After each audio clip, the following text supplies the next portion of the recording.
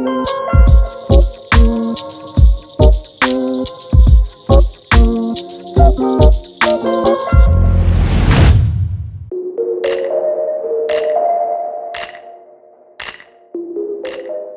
we have a major event happening in Bitcoin. Some would argue the greatest event for the cryptocurrency, the halving happening in May. Can you shed some light on what you expect to happen to price here in May?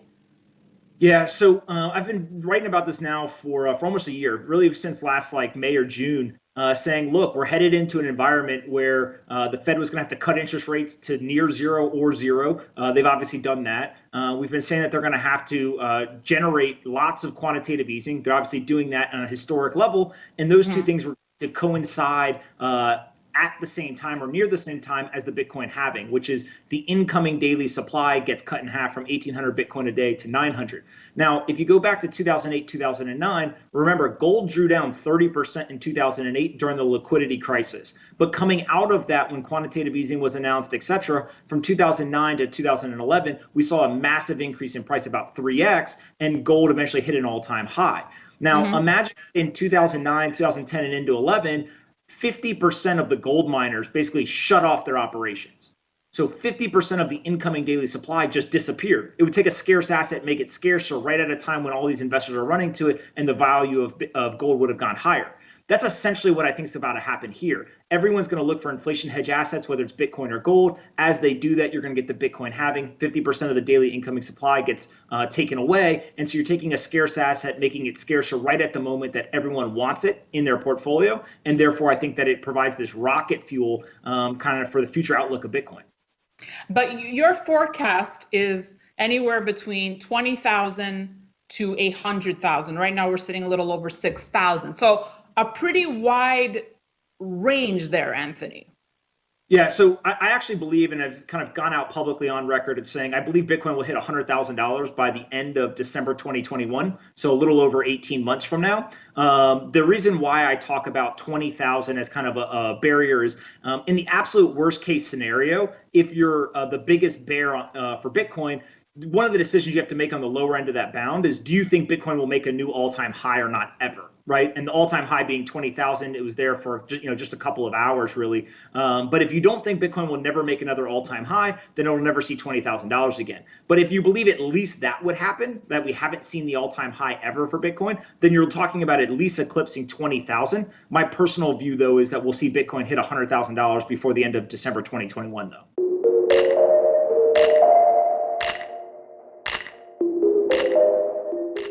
Now, truth be told, the actual halving date is usually a bit of an anticlimactic non-event as far as the price is concerned. In the past, the big Bitcoin price moves usually happen before or after the halving. So if you're looking for significant price increases in 35 days, probably won't see it until maybe 6-12 months. But that's the beauty of Bitcoin. This thing is trending up. And if this continues, which I believe it will, people with a long-term mindset are really going to benefit. People who can actually hold. Holding Bitcoin is a bet for the future that you believe that given enough time, people will wake up to the properties that Bitcoin has, i.e. censorship resistance, i.e. undebasable. You're making a bet that people are going to buy in to these properties. You're betting that demand will increase because people will see that Bitcoin is better money. And since the supply flow keeps decreasing, i.e. the halving, this thing could turn out to be a really good investment if you have the patience to treat it as such. So, my price prediction for the halving, and by the way, guys, take 3 seconds, like the video, support the channel. Let's get this video out there to as many people as possible. My price prediction for the halving, maybe around $8,000. My price prediction is really that this thing continues to trend up because demand will increase and supply will decrease. And so sorry, I can't get more specific than that. 8,000 maybe by the halving. It's really a long-term game, but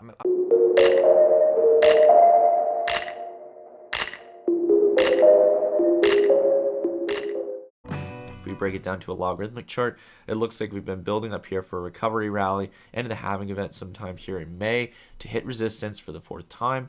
And after that, I think we're going to get a sell-off after post-rally in this case. I want to be very specific on my language. So we're going to get a pre-rally into the halving event and a post-sell-off, as we tend to get with most halving events. And I think what you're going to get is we're going to get a pullback that doesn't tap down to this line of support and actually sets a low that doesn't come down to make contact with this, to showcase that the bulls are showing an overall optimistic perspective in this case by buying it out. Sorry, I guess that's kind of a weird way to put it.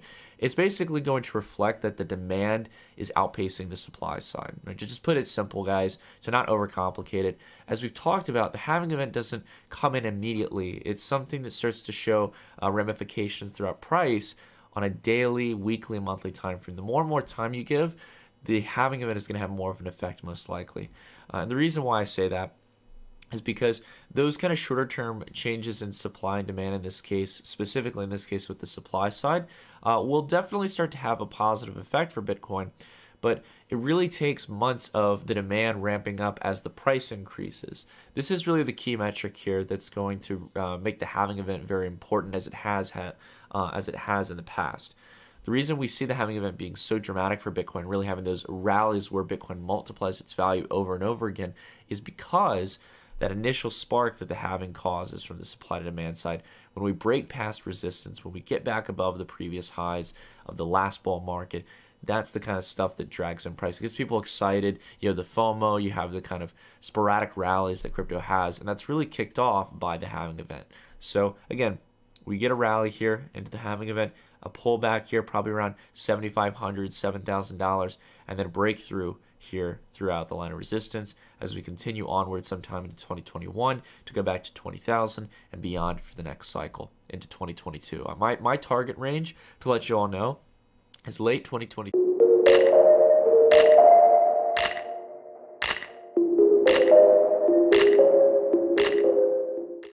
Now, I've said this before, I don't answer questions about price, and I don't speculate on price. And the reason I don't is because we actually don't know. And I think it's mostly irresponsible to make predictions about the price. It's the same as astrology and reading tea leaves. These are chaotic systems that respond to sentiment as much as they respond to fundamentals.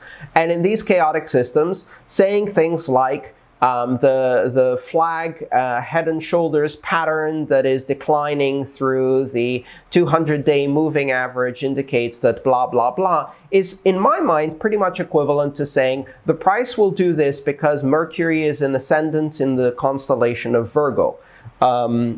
It's basically guessing. And you can do a lot of ex post facto rationalization about why you missed the guess, and why only the predictions that you highlight are the ones that are correct and the ones that you don't talk about are the incorrect ones.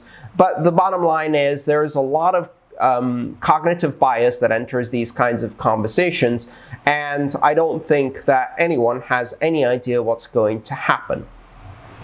If you look at it from a practical perspective, there is a possibility that after the halving, the price goes down because people are spooked by the halving because they don't understand what will happen. There is a possibility that the hash power declines for a short period of time, and that will result in a slowdown of the network as blocks are found less often until the difficulty retargets. Keep in mind we have so much hash power increase over the last couple of years that even if 50% of the hash power was gone, we'd still end up somewhere where we were in 2018. And the network will recover in 4 weeks or 3.5 weeks from that. The bottom line is that, in my opinion, what is most likely to happen with the halving, at least in the short to medium term, is nothing much. And the only reason I would say that is because that's exactly what happened in the previous 2 halvings that I experienced.